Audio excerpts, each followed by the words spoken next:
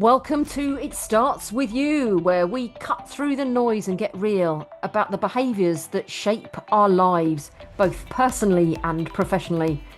I'm Vic O'Farrell. Let's jump in because behaviours start with you. Welcome to another episode of It Starts With You. Today, I am delighted to be joined by the wonderful Sarah Stones. And like I do with all of my guests, Sarah, would you like to introduce yourself and let everybody know, viewers and listeners, what it is that you do in the world and how you support the workplace? I'd love to, Vicky, and thanks for inviting me. So, I have a background of, I hate to admit it, nearly 30 years in HR. Hmm. Please don't hold that against me. I was a nice HR person. And about 12 years ago, someone said to me, "What motivates you, Sarah?" And I was a bit stuck in my career. And it was like, oh, that's an interesting question. 12 years down the line, or maybe even a bit longer, I'm now a motivation specialist, keynote speaker and trainer and coach. Really all around motivation, engage, and the link with engagement, well-being, and productivity at work. Mm. Which is where we both align nicely in terms of it's putting the people first, isn't it? And not the output. Because when you get the people right, everything follows. Um, so viewers and listeners, Sarah and I have both been swapping our different tools that we use. So as you know, I use the disc profiling tool, and Sarah uses something called Motivational Maps. And they just work really well together because what they're looking at different things, different parts. Because actually, Sarah talks about onions, and viewers, listeners, that I talk about onions. There are so many layers of what make us human. So let's talk about my motivational map then, Sarah. And you can do a little bit of coaching on me as the people are listening too. So there are 9 areas, aren't there, of a motivational map? And I did one 10 years ago. I have to say, my alignments haven't really changed over those 10 years. But what I have noticed is the extremities of the first and the last one. So as I was reading it through, before I even saw my score, it said, if your score is over 30, and I was like, oh, I know I'm just going to have one over 30. And I do. My first motivator is a spike, as you refer to it, isn't it, of 30, looks like about 33, and there's only 35 as the score, which is the searcher. I've got 33 in the searcher. What does that mean, Sarah? What does it mean to me? So we both know Amy Rawlington, Yeah, and she helps people find their why. yeah. Searcher, and of course, Simon Sinek to start with why. The searcher is all about having a purpose. We have, and I searchers in my top three as well. We've got to know why we're doing something and how it fits into the bigger picture. And it's interesting because personality profiles, and tell me if I'm wrong, but tend to be quite static. Now, it's interesting that your motivational profile hasn't changed significantly, although the scores, or rather than talking about the scores, it's talking about the importance of each motivator. And our motivators change as we go through life. depending on where we are we buying houses? Have we got kids at home? Have we got kids leaving home? Where are we in our career journey? And it's about understanding what we need to put fuel in our tanks. I Yeah. always use the analogy of if you buy a car and you've got a full tank of petrol, that's brilliant. And that's a bit like when you recruit someone, isn't it? They come with a full tank of fuel. But if we don't know which type of fuel that car needs, when the tank's empty, it won't go anywhere. And people are just the same as cars. And we also know, taking that analogy or metaphor one step further, if we put the wrong type of fuel in a car, we can do serious damage. Yeah. Absolutely. And I dare I admit I have actually put petrol in a diesel car. I wasn't going to ask. But we are just the same, and we know the impact of that on people's mental health. Mm. I use the analogy of mobile phones in terms of, when you've got a fully charged phone, you can use all of its apps and all of its functionality. And yet, when it's running down, you might have a drawer full of chargers. Do you know which one to use to charge the phone up? Yeah, But I like the car one because if you put the wrong fuel in, you could do a lot of damage. Whereas actually, if you put the wrong charger in the phone, you don't do damage. You just don't charge it. It yeah, just sits there depleting, doesn't it? yeah, So where you talk about our impact in life. So absolutely, Amy Rowlandson and values and purpose, which is why I'm not surprised that my purpose is my driver. I have to just be aware how high it is. yeah, But if I'm not fulfilling that, if I'm not fulfilling my purpose, how can I? Well, there's no magic button, is there? I don't turn the computer on that morning and it goes, Vicky, you are not fulfilling your purpose in life. Therefore, you are not being motivated. It'll just start showing up, won't it? If I'm not motivated. yeah. Completely. You'll be thinking. So, when I was in my HR role, I hate to admit it, but I would go into every job I did, and I'd love the first 2 years. And looking back, you could actually draw a line in the sand when it changed. Hmm. And after that first 2 years, I'd be thinking, what am I doing? Am I in the right job? Do I need to be changing career? What's going on? And I'd be plodding on with work, but I wouldn't be my usual effective, ch- positively challenging self. And I then, when I saw my own motivational map, I had a whole room full of light bulb moments Mm. because I knew that I needed to be making a difference. I needed to be learning, and I needed to be coming up with creative solutions to problems. Well, of course, in your first 2 years in a job role, that's all you're doing, really, isn't it? Yeah.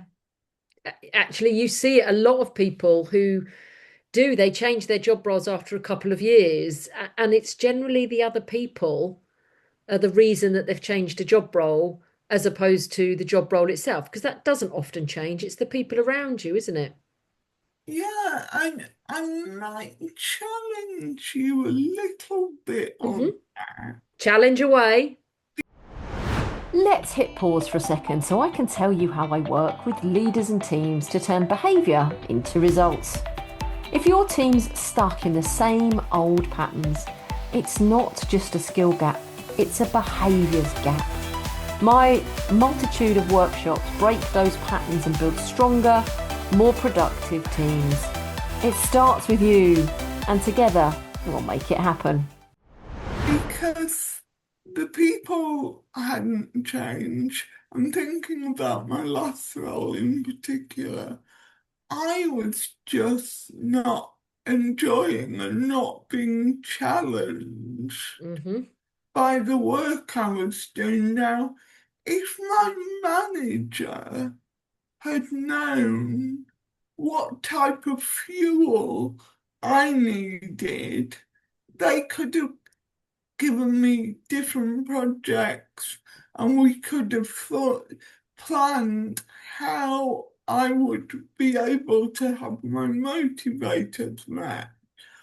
Or within, it wouldn't have worked in that role because I was the head of department, but within roles, we could have looked at what the motivators were of other people in the team. Mm-hmm. And we could have maybe divided the work up more so that we were all doing stuff that we really enjoyed because motivation is very different to our skills. We can be really good at something, but if it doesn't motivate us, we won't enjoy doing it, which is why I think it's so important for young people choosing careers that schools and as parents, we often go, oh, well, you're really good at this, so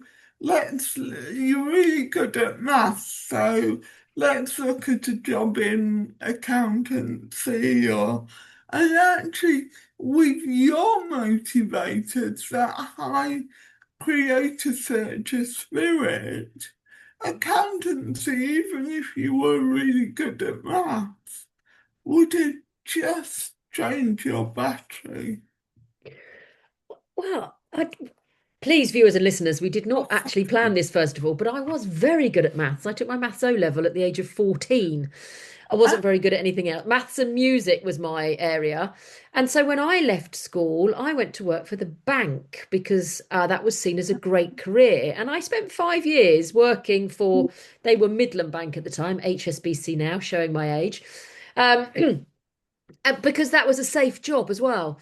Yeah, Yeah, I was bored because actually, and do you know what? I am great. I am absolutely fabulous at an Excel spreadsheet and putting a formula in. But they absolutely, my podcast, I'm allowed to swear, bore the shit out of me. So I don't do the bookkeeping. We have a lady that comes in to do it. Whilst I want to see it, and absolutely, if I need to do it, I can get my head around it.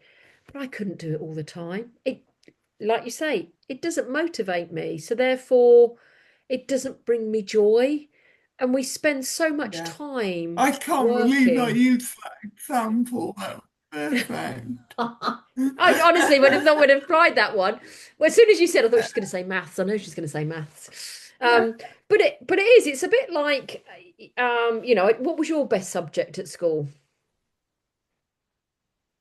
That's really difficult because actually I didn't particularly enjoy school. Hmm. And I think it was because I was bored, because I wasn't thinking Challenged. creatively. Um, but probably English, Okay. actually. And I enjoyed history, but that's because and it's the teachers that you think, oh yeah, actually, the history teacher was interesting. And Yeah. actually, our English teacher was really good as well. So I think that impacted as well.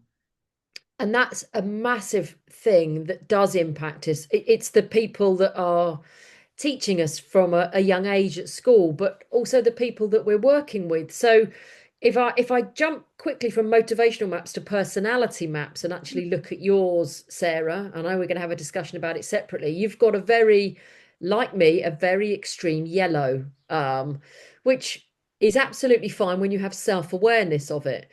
If you were a teacher with that really high yellow, that would be amazing in the classroom because you'd bring lots of energy and lots of excitement and lots of fun into the classroom, which is fine if all your pupils were also very yellow and that was their way of learning and enjoying. But if you had pupils who were polar opposite, so very blue in personality terms, they'd actually not enjoy being taught by someone who's very yellow because the fun and the excitement and the volume at which the classroom would be would not bring out the best in someone who is more reserved and more task focused and wanting to get the actual I don't need to have the fun, tell me the practical sides of things so I can make notes. Yeah, yeah. um but we don't use personality tools or motivational maps in schools. What would you, if you were the educational minister? Come on, Sarah for MP here. What would you do? Oh my goodness. How long have you got? Well, we can talk about this offline. We've probably Because got about another 15 minutes on here. so the first thing I would do is change the curriculum because the kids in school without the skills that we need in the workplace today, but don't get me started on that. But I would make sure that so I would train the teachers in understanding personality and motivation so that we know teaching is such a tough job. They could use that to support their own well-being, mental health, their own performance, and engagement, but they would then use that insight to support all the young people that they're teaching. And I would also say, actually, let's teach the young people, let's let them understand motivation and personality. We know the huge problem that mental health is with our young people. Learning about motivation is so crucial. Have you ever met anybody with a high level of motivation and a low level of mental health and well-being? No, they go hand in hand, don't they? Completely. And that's what I spoke about. And I know you've done your TED Talks. That was what my TEDx was all about. Mm. If It's, we, like you say, if we stop for a micro moment and start looking at the person beyond that face, actually let's look inside Sarah, and let's not, because unfortunately we judge people the minute we meet them. If somebody's different to you, you've made a your subconscious brain has already made a judgment, and we need to have that micro moment of stopping and saying, hold on a minute, this is another human. What does this human need and want and desire? yeah, But the world is spinning so fast. If we look, I'm going to do another TEDx, although I might have already done it by the time this podcast comes out, and it will talk about the speed at which we are growing and the fact that I personally don't believe the human brain has the capacity to keep up with, that it's not sustainable. And I don't know how long it will be in the future before we actually just become a state of vegetables because we've handed everything over to AI. yeah, because we can't cope with it. We've outsourced living, and we've just become a state of cells. Oh, that's a mm, bit serious, wasn't it? Didn't mm. expect it to go quite there, Sarah. Sorry. Yeah. What do you We, think? I just think we've got to, we're all individuals, we're all amazing people. And actually, if we don't sit and it's about being curious, isn't it? Mm. When if you approach every interaction just with that curiosity and without any assumptions, then could be far more interesting and fun. But it's also not reacting emotionally to every situation and taking that micro moment to react intentionally. And even if it's just literally the split second, if a driver cuts you up, our initial reaction, I would say 9 out of 10 drivers anyway, is to bib the horn and potentially use a swear word because we don't pause to think for one moment what's going on for that driver. I pulled out yesterday from where my mum lives, and it was horrible and it was raining, and I looked one way, looked the other, looked one way, and I pulled out very slowly, and this car came out from somewhere. I didn't see it. I put my brakes on, but I didn't see them, and they bibbed, and I put my hand up to say sorry, didn't see you. Oh, the abuse that got hurled at me. And I was like, I've said sorry. I didn't honestly didn't see you. If you just for one moment saw that I'd said sorry and returned round and gone, okay, don't worry, no harm done. But it Mm, wasn't. Now, because of what I do, I very much take that moment and go, okay, don't be an angry driver. But that's where you can see little micro moments. Without those micro moments, that person could have made me then become an angry driver because they've sworn at me. Oh, I didn't. It wasn't my fault. I didn't see. And then suddenly, the next person that I'm up against, I'm angry, and then we end up in a very angry world. And it we it do. scares it scares me. The future of this planet does concern me that we are becoming so inwardly mindset that we don't want to see anybody else's opinion. No. We also forgot we don't know what was going on for that other driver, do we? No, Yesterday. no, not at all. They probably could have just had the same incident that I had, and they probably think, how many more people are going to pull out on me today? Yeah, Or they might have just had a phone call and found out that a relative has been taken into hospital. yeah, They might have just taken their cat to the vet and realised that the vet bill was twice as high as they were expecting, and yeah, yeah. loads of things that we have no idea. We never know what's going on for someone else. So how would you help somebody if somebody said, like Sarah, I've got 10 minutes with you, Sarah. What's the one piece of advice that you would give me to help me live a happier, more sustainable life?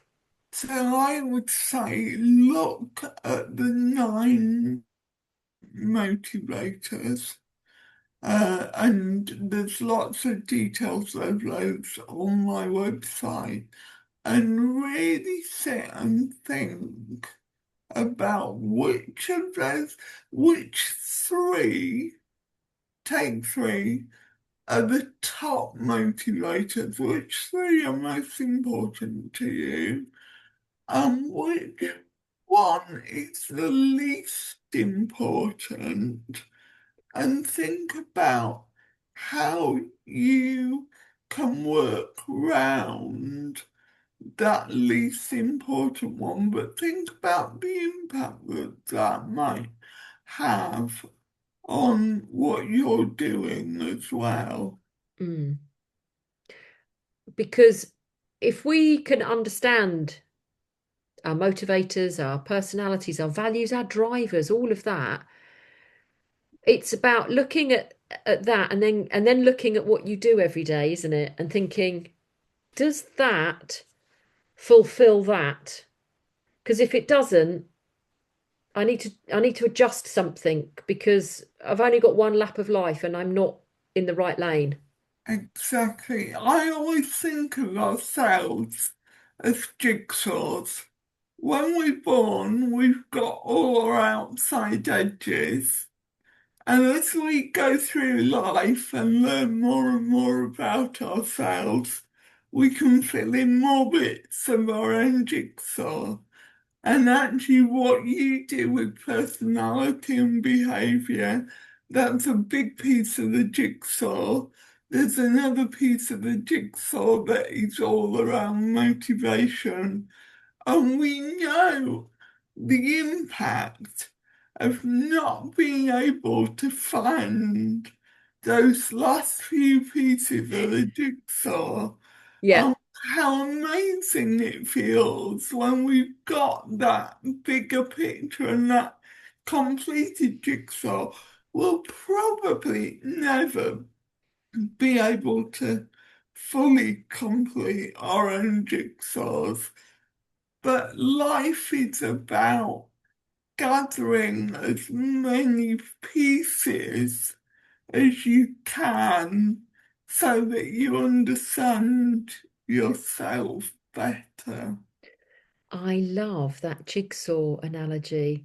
And why is it the piece that you can't find is always the most important piece that you, in your head? Yeah, Yeah. So we look at that and we go, but that bit will really, really make a difference, as opposed to looking at all the bits you've already completed. Go, but yeah, but look how beautiful this yeah. is. And you've already created that. You're now focused on the bit that's missing, not enjoying the bits that you've got. Mm, We're very complex as human beings, are we not? we are, aren't we? We're very. Um, well, I'm going to talk to you more about. Actually, I'm going to talk to you more about school curriculum. If you want to get in contact with me or Sarah to find out how that went, please do so. But for now, Sarah, if people want to get in contact with you because they're thinking, oh, what is this motivational map and these 9 sectors? Like I say, my highest is searcher, then it's builder, then it's creator. My least is defender, and I'll find out more about that when I finish this call. Sarah's profile is very much in terms of personalities, yellow, very high, extreme yellow, I would call it, and then green. So very much on the people side of the compass. And that explains why you've been in HR for so many years And and why it you want to help also, people. it also explains why I left HR, because I hated all of the what to me were the dull, boring bits of the policies and the contracts and the procedures. And the bureaucratic departments that, yeah. Yeah. So, like I say, if people want to get in contact with you, we'll have all of your details in the show notes. But if you could leave, if somebody's listening to this thinking, okay, I don't know what my motivators are, I don't know what my personalities are, where do I start? What's the first thing somebody could do, Sarah? So just take notice of what gives you energy and what drains your battery. So when you put the kettle on in the morning, just take those few moments while the kettle's boiling. And actually, we all need to bubble with energy. Think about what you're doing in that day that'll make you bubble with energy, and just make sure that you're doing something that makes you bubble every day. That's great. That is really great. What makes your kettle boil? I love that. Like I say, Sarah's details are all in the show notes of where you can find her, including her website, her email, and that amazing TEDx as well. The links are there. Please do get in contact with Sarah if you want to find out your motivators. But for now, it's goodbye from me and from Sarah. And goodbye from me. And LinkedIn is also a great place to find me. Wonderful. All those details are there. Thank you for listening. Do let us know if any of this has impacted you. Well, that's today's dose of truth. Now go make it happen, because behaviour drives behaviour, and behaviour starts with you.